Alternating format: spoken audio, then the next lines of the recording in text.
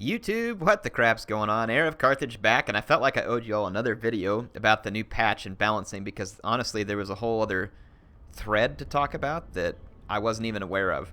And that had to do with a lot of unit abilities and a lot of rebalancing on magic. Now, in the previous video, I stated a few things that I still feel are true, like Franz, that was pointless. There's a couple of things that people pointed out that I wanted to clarify, though. What I saw as a nerf to the Dwarf Flame Cannon was not a nerf.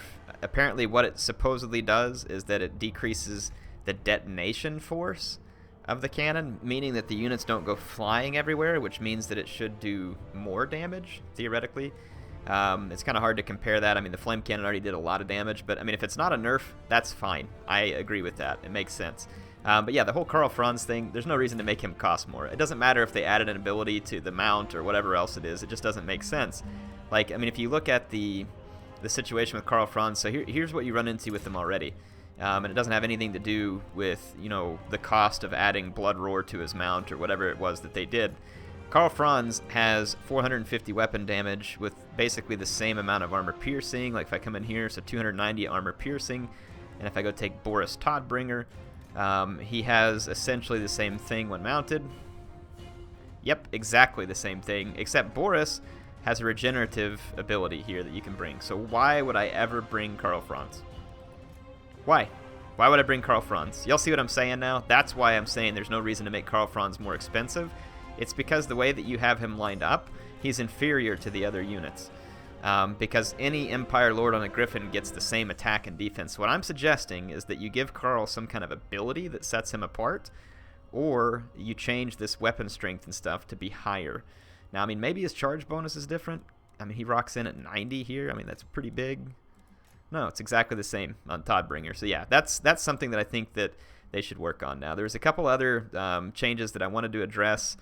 And some questions that I wanted to address. Now, Lore of Metal was a big question. I was saying that they needed to do stuff to help Balthasar. Now, supposedly there was a pretty big rework of Lore of Metal. And some of you may be saying, Air, why don't you have this pulled up on the screen for us? My computer's out of commission. I don't have the time because I'm about to leave town to install my other broadcasting program that lets me show the desktop easier. So just bear with me here. I'm reading this off my phone right next to me. Plus, isn't it more interesting to see a game than a web page? And we're going to do some tests. So, Plague of Rust got the armor like consistent with other spell changes. It went from minus 15 armor to minus 30, and on the Overcast from minus 30 to minus 60. That's a pretty big deal. So let's take a look at Plague of Rust. So we're going to come in here to the spell browser, and let's pull up Lore of Metal, which I never can remember because I never use it. Oh, crap. Where are you at, Lore of Metal? Right here. Right in front of my face, that's where. Alright, so yeah, Plague of Rust, normal one is minus 30. It's only on a single enemy. That may seem like it's not that big of an effect, but for only 4 magic, you can imagine, and again here for 6 magic, taking 60 armor off an enemy lord for 44 seconds during like a key fight, that's actually kind of a big deal. It really could be. And that amount of magic spend, it makes a lot of sense. This Bombardment here, let's see if they made any changes to it. So yes, spell browser, Searing Doom. It says Searing Doom reduced cost from 6 to 5 for the standard and 9 to 8, which indeed appears to be the case. I don't know if it makes this any stronger, but it makes it cost slightly less magic. Glittering Robe.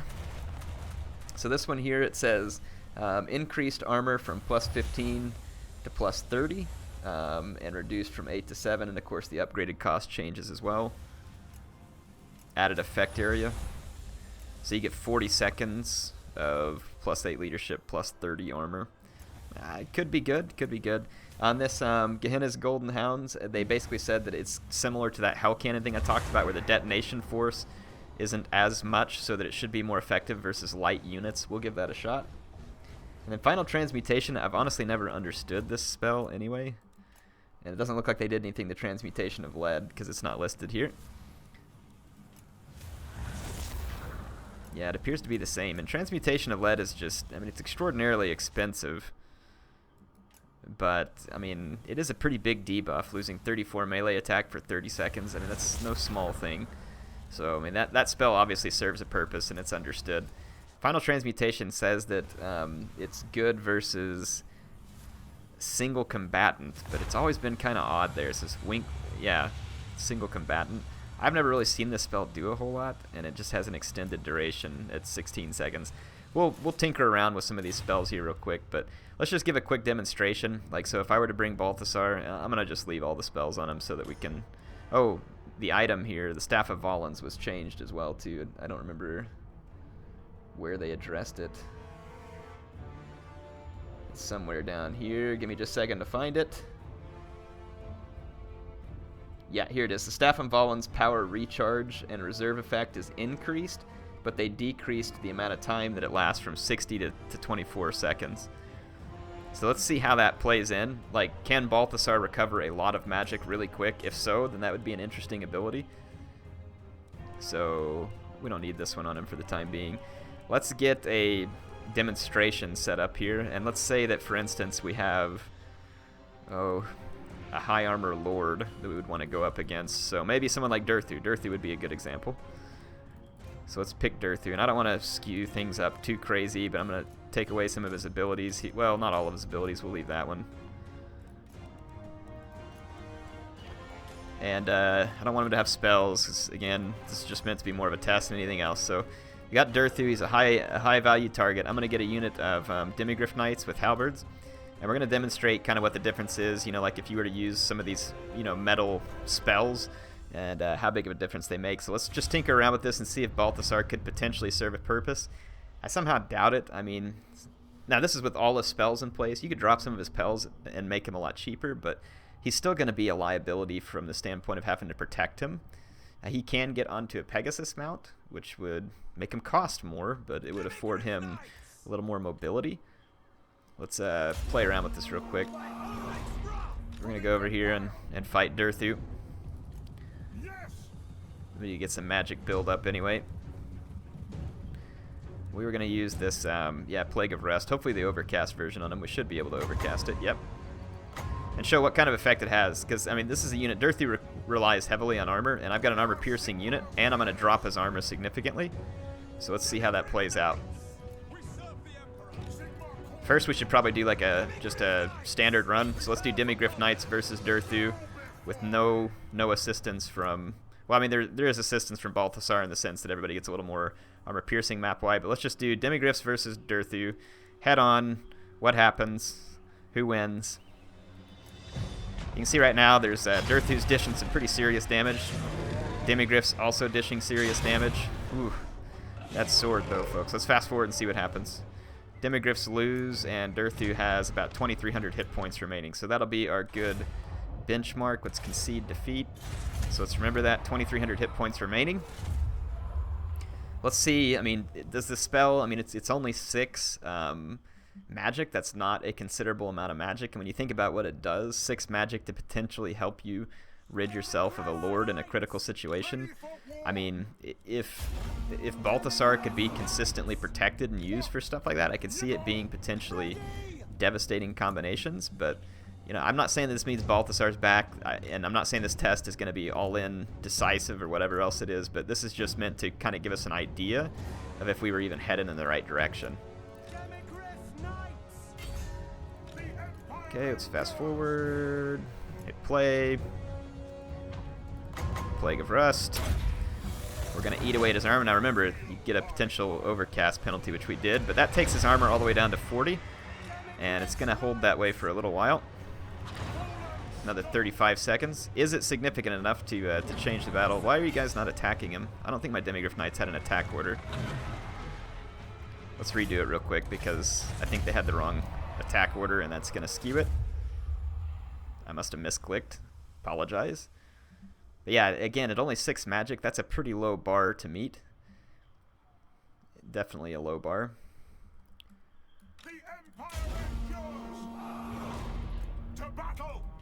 Okay, just fast forward again so we can get up here and take care of business. I should have put Balthasar up on his Pegasus.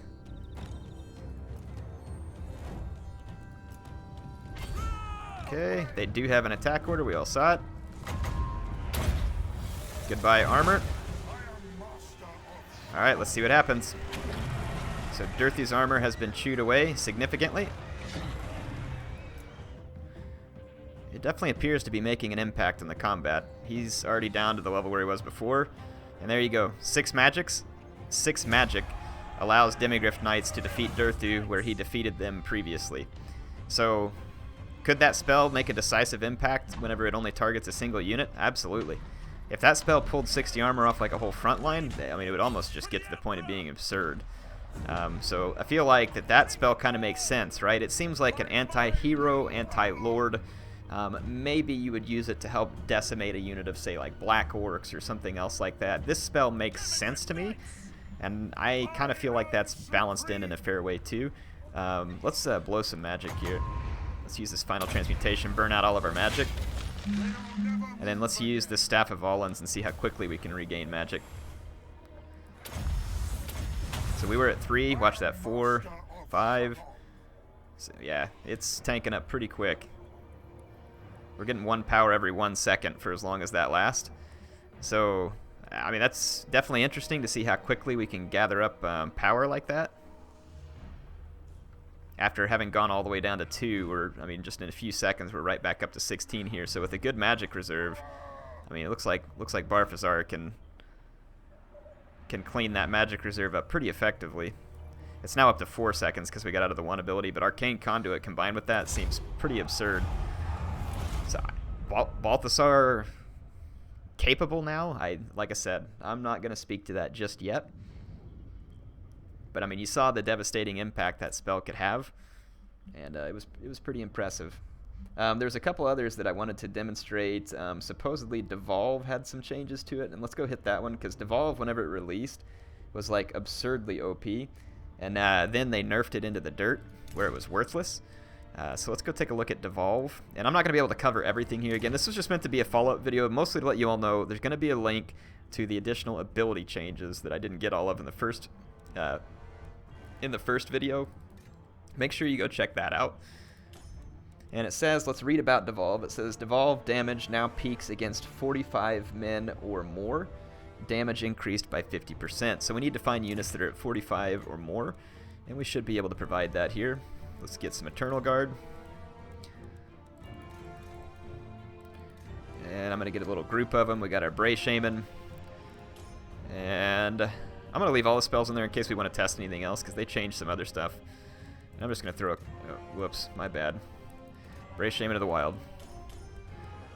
I might do a Scroll of Power, just in case I want to reuse something quickly. Okay, I think we're good. Let's just get a couple of units of infantry in here, so that the balance is kind of somewhat fair. I'm going to switch that back to attackers, kill that. This way the AI will move towards me and make this test faster. So let's go see if Devolve has really improved.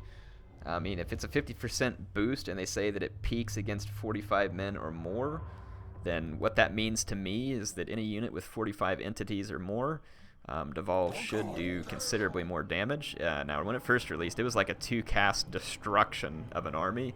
It was absolutely insane. And we'll see what the range and everything is on it as well. Hang on, where's Devolve? It's right here. It's only a 100-meter range spell, so that's fairly feasible, and it's only a 30-meter effect, so it's not a huge wide effect. So it looks like it's going to be meant to take down infantry blobs. That's what I'm going to interpret its purpose to be here. Infantry blobs. Let's create an infantry blob here and test just such a thing. So if you were to create a good solid infantry blob, would Devolve be effective?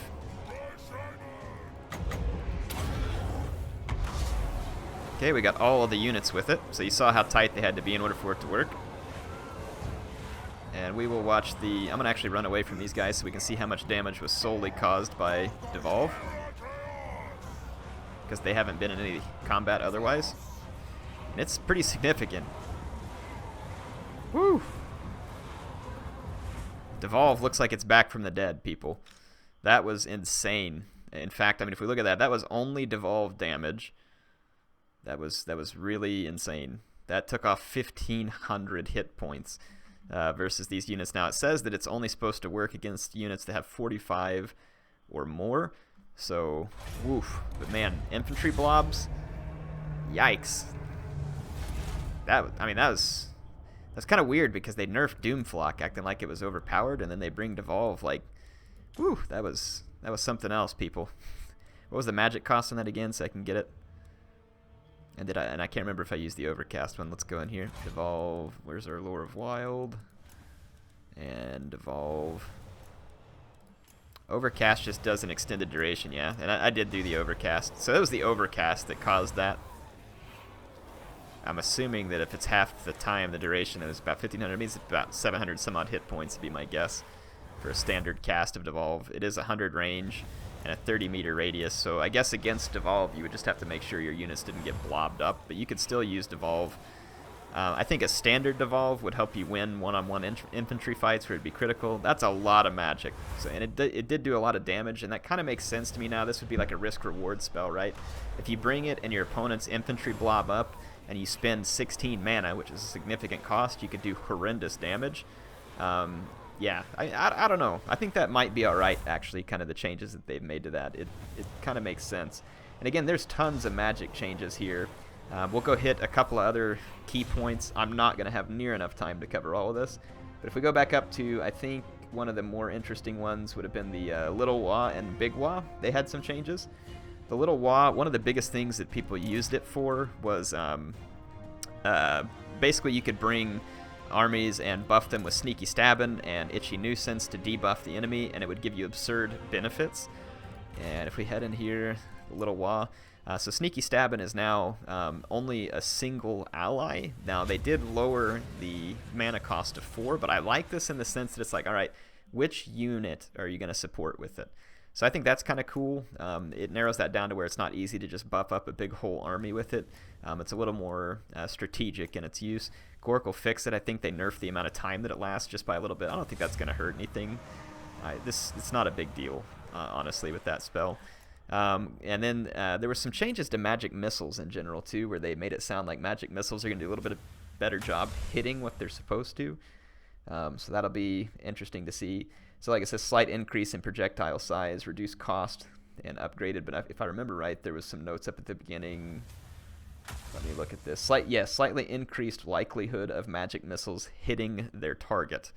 So, I mean, that's kind of interesting to see. Good from a high angle, good against large combatants, strong versus a single large combatant.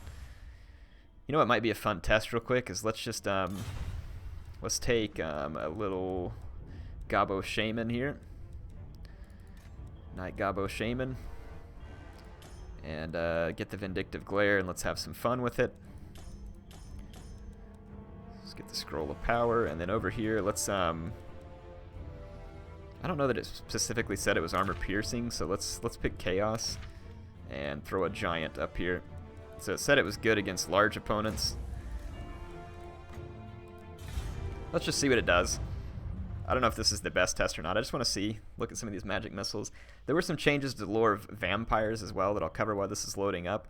It now takes a little bit more mana, and I think I mentioned this in the last video. It takes a little more mana to do Raise the Dead. I've seen people kind of feel both ways on that. Some people seem to think that it was unnecessary because that's what the vampires should be strong at. Other people felt like it was not enough because they say that summoning the dead is so OP. The vampires did take a hit to their Claw of Nagash and several other units, and I mean you compound that in with that you just made some of their other units weaker, and then their magic's weaker. I can see some people being frustrated by that, but we don't really know exactly how the game. Whoa, they hit him all right. They hit him good. Grief. Yeah, let's fast forward and see if we can get another shot in here. I mean, it didn't do a ton of damage, but that was pretty interesting. I say it didn't do a ton of damage. I mean, it knocked some hit points off. Let's see how many hit points it did before I just get subjective here. No, it did 1,300 hit points of damage. That was pretty significant, actually. It's just the Giant has so many, I didn't notice it. That was impressive, to say the least. That Giant knows where my Gobbo Shaman's at now. He's probably screaming all kinds of giant curses at me. I need a little more magic to do the overcast one, though. It's 6 for the standard. And it must be 10 or something, I'm guessing. Oh, more than 10. Yeah, it's got to be higher. It's 11. That's a lot of magic. But, I mean, 1,300 hit points is fairly significant, too. Look at that. 2 shots and every single one connected. And, I mean, the giant doesn't have high armor, but that's partly why I was testing against it, because I assume this is probably not good against armor. But 2 shots buys you not quite 3,000 hit points, but about 500 away from that. Yeah, so about 2,500 hit points in 2 shots. So it looks to be fairly consistent, around 1,200 and something damage on that giant. And, I mean, it would appear that what they were saying about the bolts being more likely to hit something is true. Let's concede defeat here, and let's try one more scenario with this. It's in the battle, because it says that, like, this one says it's good against large single combatants. Yeah, actually there's nothing else to really test there. I'm just trying to think what else we would want to lay our hands on. Like I said, you need to go look at the link. This was just more so to let me know that there's a lot of other changes out here. Oh, Fate of Buna. I was curious if Fate of Buna is back. Okay, so Fate of Buna will peak against units with more than 36 entities rather than 60, dealing around 2.7 on large. Interesting. Let's take a look at Fate of Buna. Azag, where you at, buddy? Mr. the Slaughterer. And I need 1 ground unit. Let's just get a unit of Knight Gobos, and we need... Forsaken has 60 units in it, so that should work, because it says anything more than 36. So we should be good. Let's try Fate of Buna.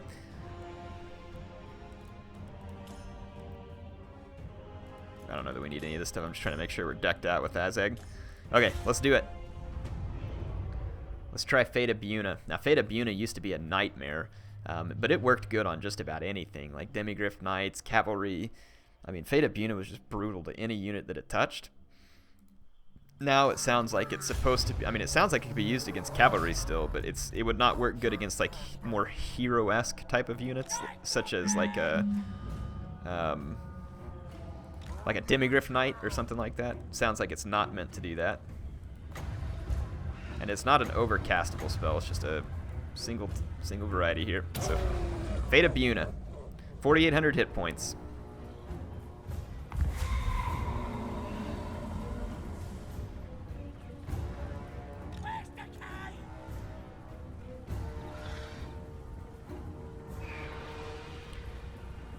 Wow.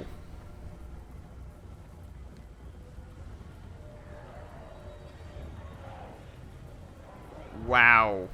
That was just short of 2,800. It only hits 1 unit, but good grief. And it has a pretty decent cooldown time. And the mana is 16. So basically this is you use it on a key enemy unit. Now, this is going to be all the more reason why I tell you that Chosen and Crimson Killers and all these other units better watch out for stuff like that, because that's a single cast ruin of a very expensive unit. So I don't know, interesting. So Fate of Buna's back, baby. Let's test it against Cavalry, actually, because that was one of the more popular uses back in the day. Of course, you could use it on Demigryph Knights very successfully, and in fact, I'm kind of curious.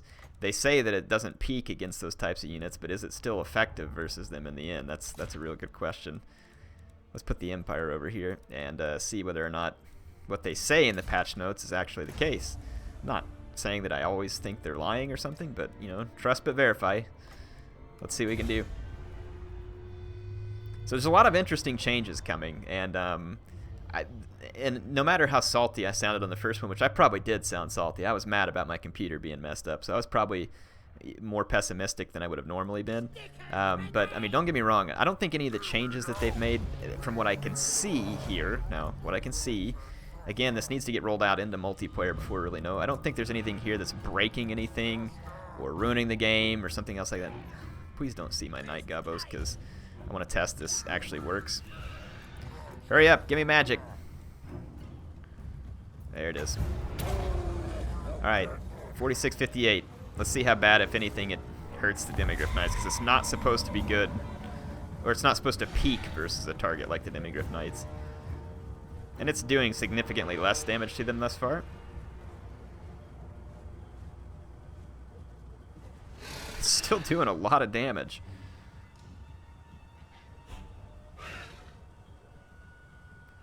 I don't know, folks. if we go take a look at the math on this, that was 1,400 damage, close to 1,450 damage that it pulled off. That's a lot of damage. So it can say that it peaks against unit over 45, and I believe it because we saw how much it did, like 2,800 damage to the other one. Fate of Bune is back. That's painful. I mean, it's not as devastating as it was back in the day, but I mean, that's still a painful hit to a very expensive unit. Now, there's healing out there, and the Lure of Life could heal this because it didn't actually kill any unit models, but I mean, that could definitely be a decisive spell if saved for the right moment. The mana cost is high. I'll concede that. It is high. If the mana cost was a lot lower, I'd be worried about it. But and the cooldown time is pretty high too. But I mean, like a Scroll of Power and enough Winds of Magic, you could throw out 2 of those in a big hurry. Just a thought. Just throwing that out there. What do you all think? Go read the link. I didn't get a chance to cover everything. Go read the link that I put in the description, and I appreciate the people in my last video who linked to it. I got some comments in the last video, which is fine. You can leave me any comment. I'm not bashing on it, but some comments were just like, you should read the patch notes. Yes, I missed stuff. It's more helpful when you tell me what I missed. And so I'm not trying to bash anybody. I'm just saying, if you don't think I did a good job, help me understand why I didn't do a good job. So like for those who went and posted the link to the extra patch notes that I didn't know about and some of the other things, that's very helpful to me, and I appreciate it. And again, I'm not trying to bash on the people who made the comment otherwise. You're free to comment whatever you want. It's really okay. I'm not deleting comments or anything else like that. I'm just saying, if you do want to be critical, I appreciate the criticism when you help point out what it is that I need to go get. And I appreciate those folks in the last video who did that. And here's a little bit of a correction. Hope that sets stuff straight. HeirofCarthage signing out for now.